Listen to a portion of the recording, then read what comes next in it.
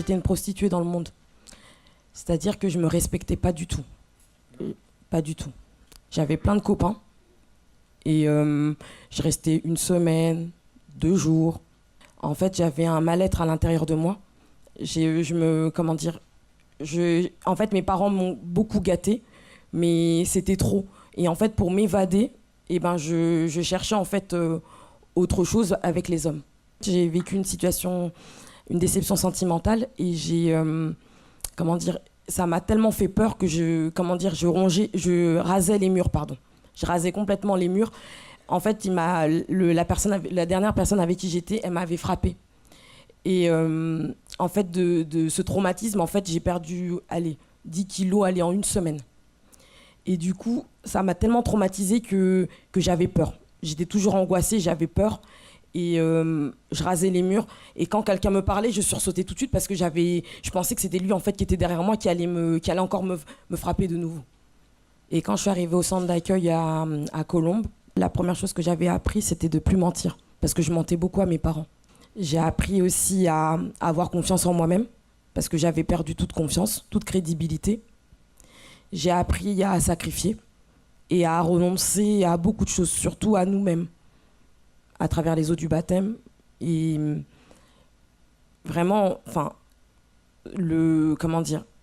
la délivrance a été le point le plus important dans ma vie, parce que tant que j'avais toutes ces choses dans mon cœur, toutes ces choses dans mon corps, j'allais pas être ce que je suis aujourd'hui. En fait, avant, je travaillais dans des cabinets d'expertise comptable, mais je gagnais très très peu. Et en sacrifiant, Dieu m'a ouvert une porte en fait dans une entreprise multinationale. Et là, en fait, la semaine prochaine, j'arrête ce contrat-là. J'étais en CDI là-bas, mais je vais ouvrir mon truc à moi. Donc, Dieu est en train d'ouvrir aussi cette porte-là. Une campagne d'Israël.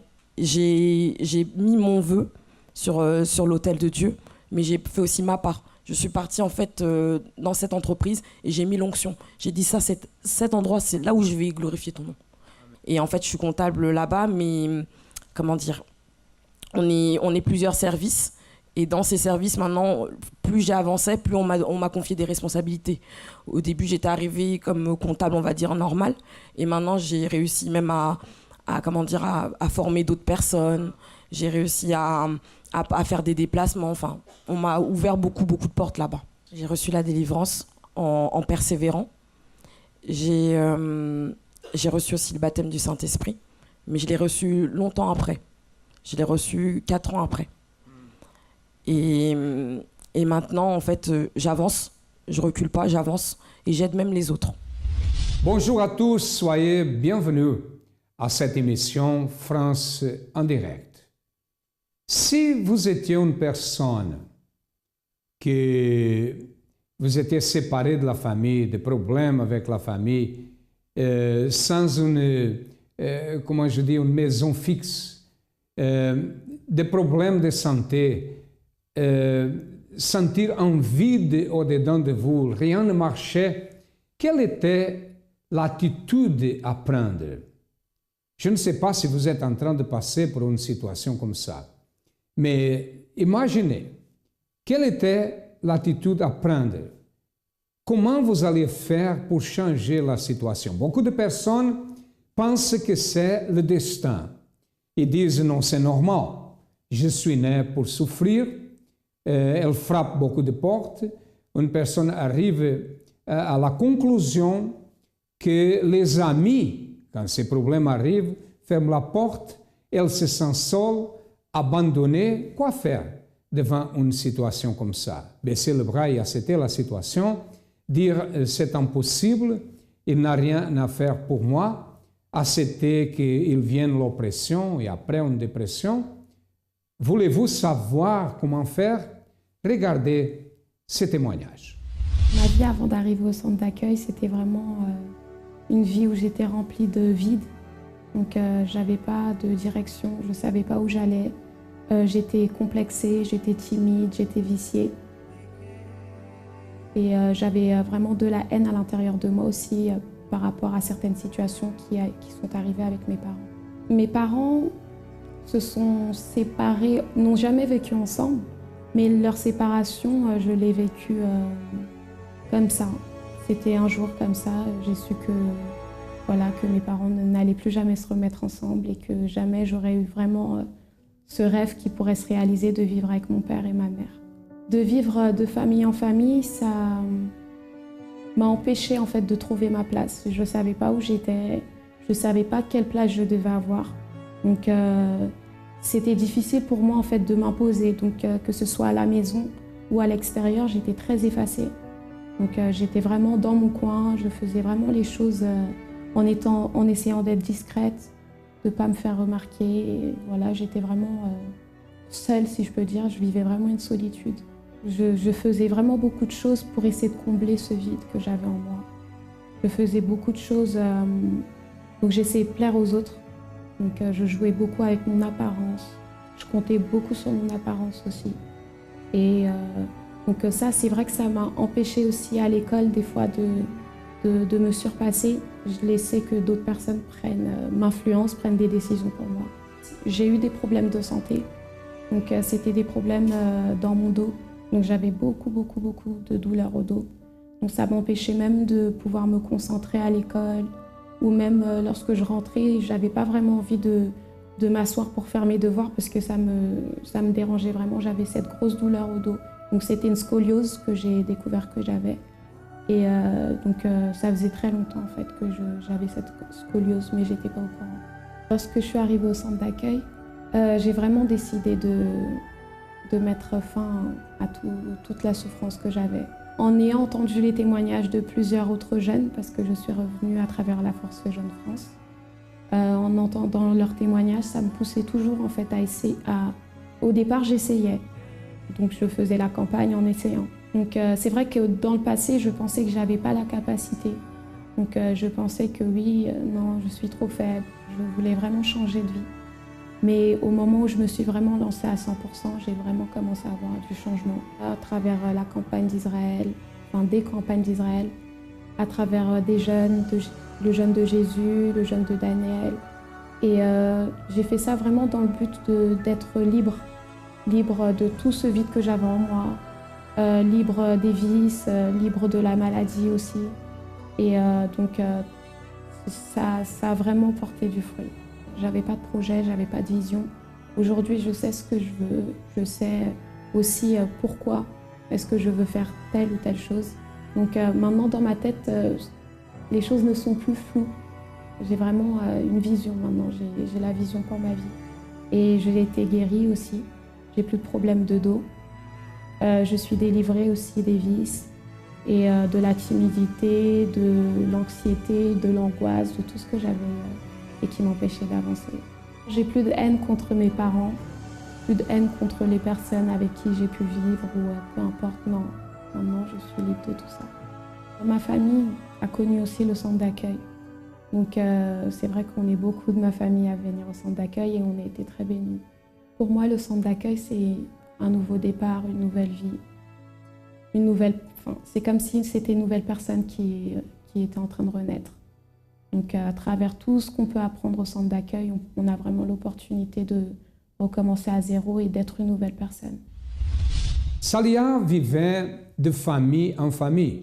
Ça veut dire qu'elle a frappé beaucoup de portes. Elle avait des problèmes avec ses parents.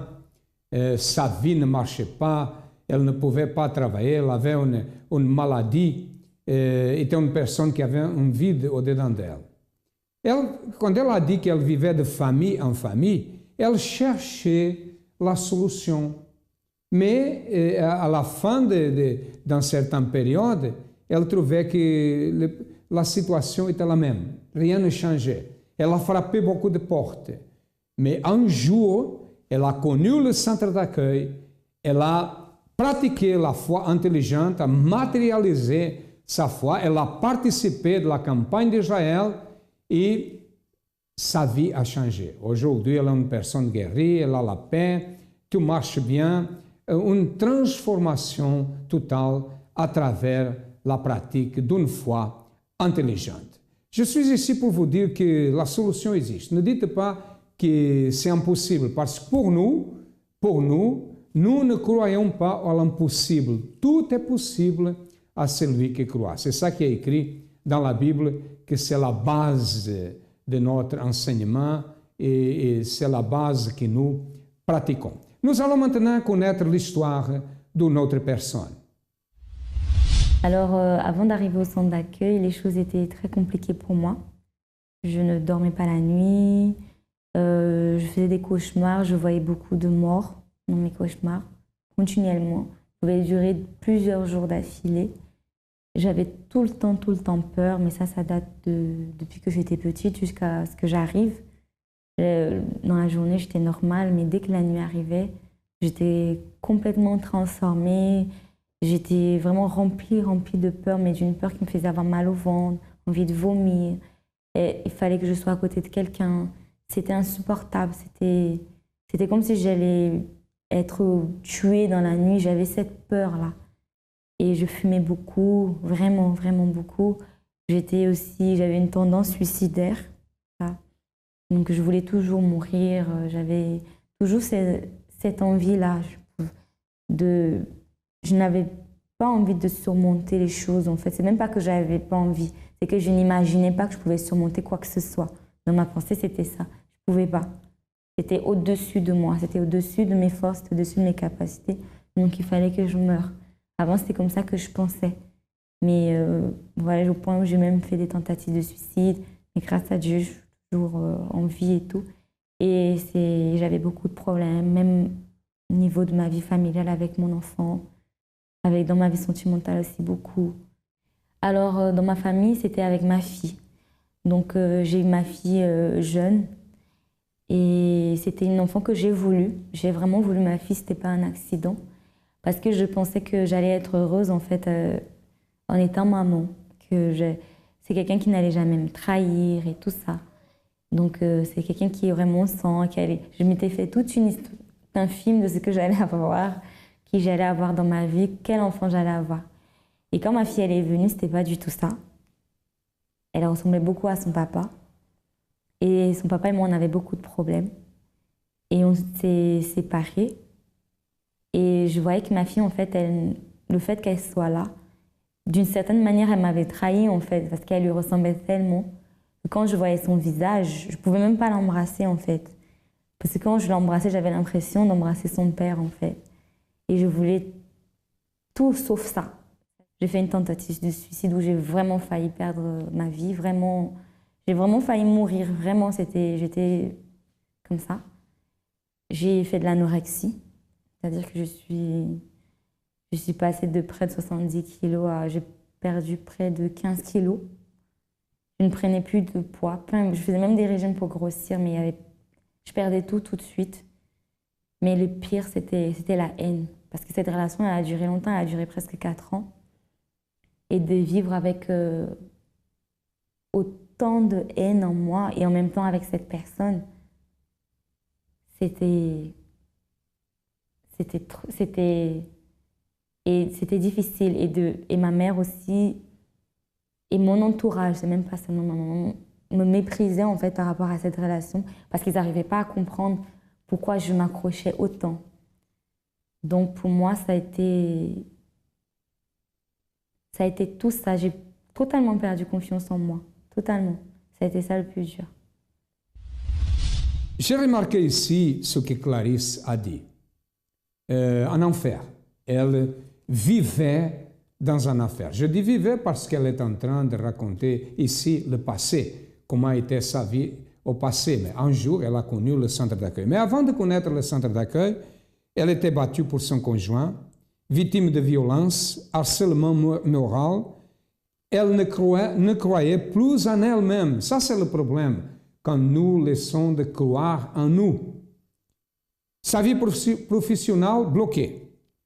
Avait envie de suicide, faisait des cauchemars, voyait des morts. Elle avait peur, mais pour elle, étaient des choses normales. Elle s'est séparée de son conjoint, elle nourrissait une haine envers lui. Quel était le futur de Clarisse, comme de beaucoup de personnes qui ont ce type de problème? Aujourd'hui, beaucoup de personnes sont victimes de ce type de problème. Quoi faire dans une situation comme ça? comment aider. Vous savez que beaucoup de personnes arrivent au centre d'accueil et moi-même, je vais vous dire une chose. Nous avons la difficulté de dire à cette personne quoi faire parce que les problèmes sont de telle manière grands qu'il nous manque la parole. Mais nous avons une foi et nous pratiquons cette foi. Nous enseignons à pratiquer cette foi et la situation de beaucoup de personnes a changé. Nous allons voir qu'est-ce qui s'est passé avec Clarisse après, au soir, depuis qu'elle a connu le centre d'accueil. Alors, je suis arrivée au centre d'accueil par le moyen du semeur, en fait. Et je me suis dit, bon, ben, je vais aller voir. J'ai regardé sur Internet ce que c'était et tout. Je vais aller voir. Puis, je suis venue, hein. Je suis venue une après-midi et j'ai trouvé ça un peu... C'était inhabituel. C'était inhabituel, mais j'ai aimé. De toute façon, j'avais rien à perdre, donc au pire, je serais rentrée chez moi, je serais plus revenue, mais j'avais quoi à perdre? J'avais déjà tout perdu. Donc, je me suis dit, je vais voir. Alors, j'ai commencé à faire les chaînes de prière. J'ai d'abord commencé à venir dimanche, de façon vraiment assidue et régulière. Je ne ratais pas. J'ai commencé à venir à faire les chaînes de prière, petit à petit, surtout les chaînes de délivrance. J'ai participé aux campagnes d'Israël dès que je suis venue. Je crois que quand je suis arrivée, ça faisait pas un mois que j'étais là, ou ça faisait 2 ou 3 semaines que j'étais là. Peut-être 2. Et il y avait une campagne d'Israël dont j'y ai participé pour recevoir le Saint-Esprit. Et je savais que, en fait, la manière dont c'était décrit, j'ai dit, c'est ça même. Et pour moi, c'était me mettre sous la dépendance de Dieu. Pour moi, c'était me libérer, en fait. Donc, et j'y ai participé. C'est-à-dire que sortir de cette impasse, c'est un moment de foi. Pour moi, ça représente vraiment ça. C'est le moment de savoir qui je suis vraiment. Qui je suis, est-ce que je crois vraiment en Dieu? Est-ce que vraiment je crois à ce point? C'est un moment pour que moi-même je sache qui je suis. La Bible contient la pensée de Dieu, la condition de l'homme, le chemin du salut, la défaite des méchants et la joie de ceux qui croient en elle. Ces doctrines sont saintes, ces préceptes sont pour toujours, ces histoires sont véritables, ces décisions sont immuables. Lisez la Bible pour être sage. Croyez en elle pour vous maintenir en sécurité. Pratiquez-la pour être saint. Elle contient la lumière qui donne la direction. C'est l'aliment pour fortifier les faibles, l'appui pour élever le déchu.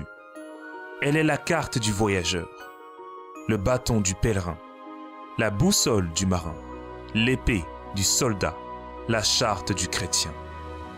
Dans la Bible, vous aurez le paradis restauré, les cieux ouverts, et les portes de l'enfer seront fermées. Christ est le sujet principal, notre bien est son objectif, et la gloire de Dieu est son résultat final. Il devrait occuper votre esprit, dominer votre cœur et guider vos pas. Lisez lentement, quotidiennement et en esprit de prière. Elle est une mine de richesse, santé pour l'âme et une source qui jaillit pour la vie éternelle. Elle traite les plus grandes responsabilités. Elle récompensera le plus assidu. Mais elle n'innocentera pas ceux qui rejetteront ses conseils sacrés. Priez avec elle. Lisez tout et partagez.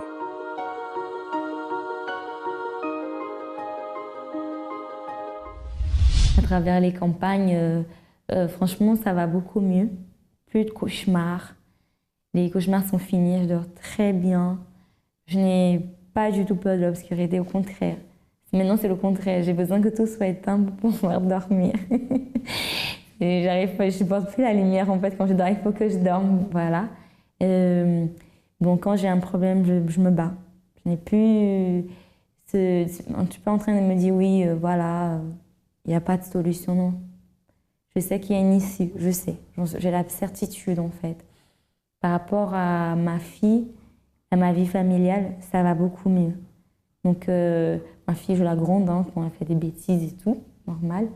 Mais il n'y a plus ça, au contraire. Et même quand j'ai des problèmes, elle est là pour me soutenir, pour me motiver dans la foi. Surtout dans la foi. Ça paraît bizarre, mais c'est vrai.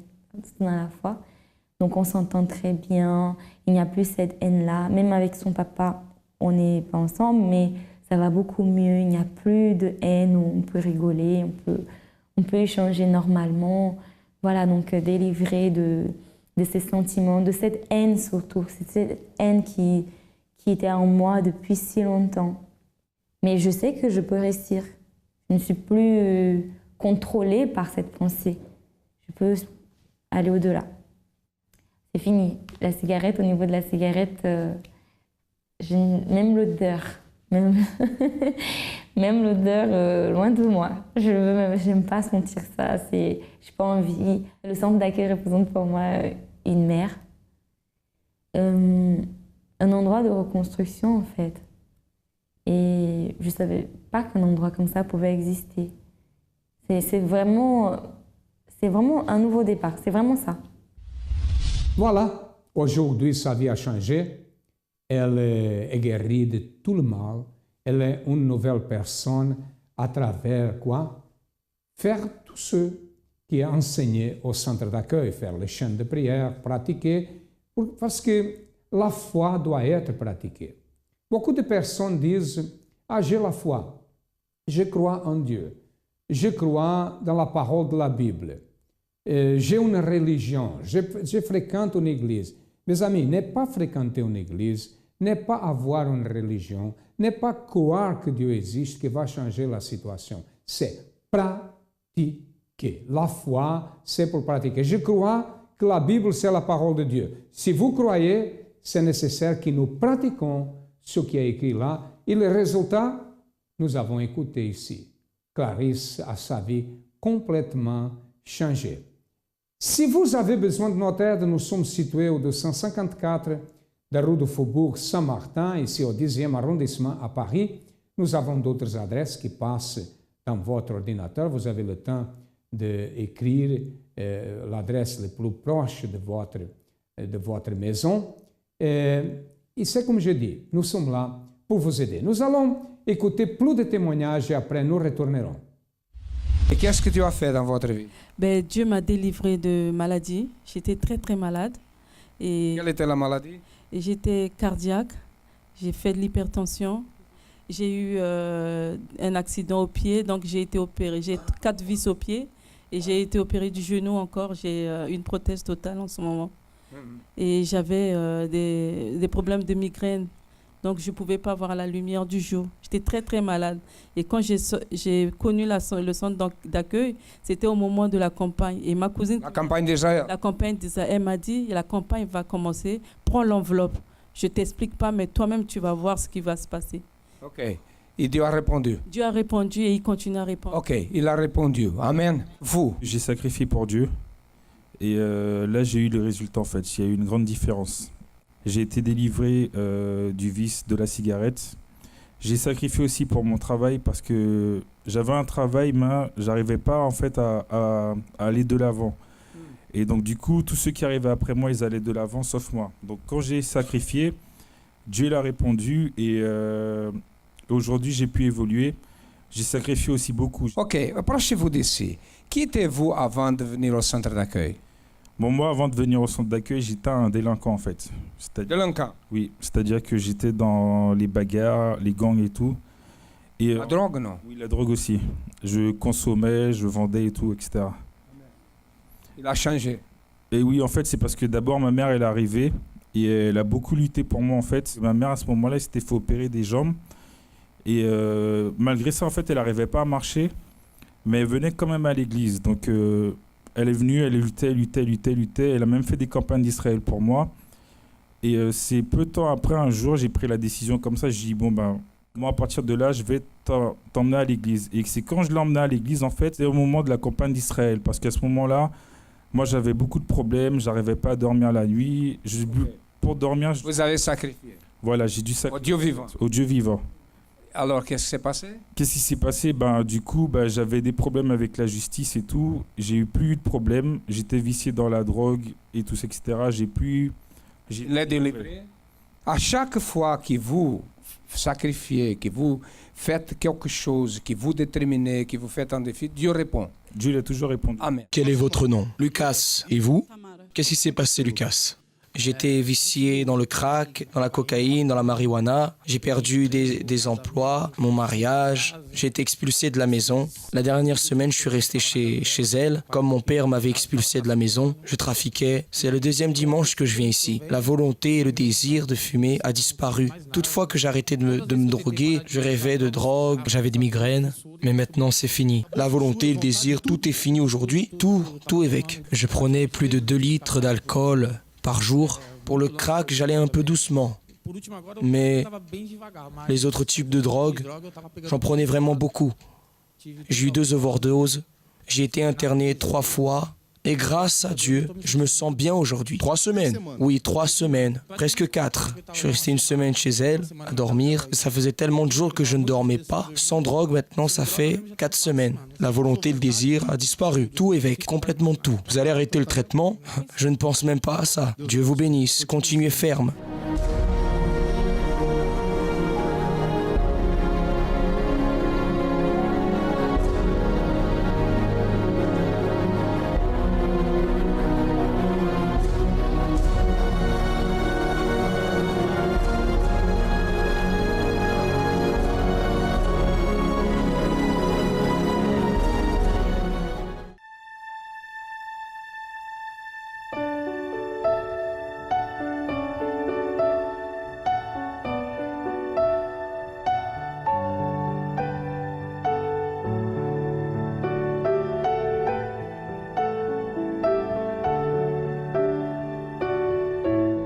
Cette émission vous a aidé parce que c'est notre objectif, aider ceux qui ont besoin, ceux qui ne trouvent pas le chemin, ceux qui n'ont pas trouvé la bonne porte. Sachez que les portes du centre d'accueil sont ouvertes du matin au soir, de lundi à lundi. Il n'y a pas de congé et toute la journée, nous sommes là. Il y a des réunions pendant toute la journée et dans tous les jours. Nous arrivons à la fin de cette émission. Quoi faire devant un problème? Prenez une décision. Avancez, cherchez le centre d'accueil le plus proche et votre vie changera. C'est ça que nous croyons. À demain et que Dieu vous bénisse à tous abondamment.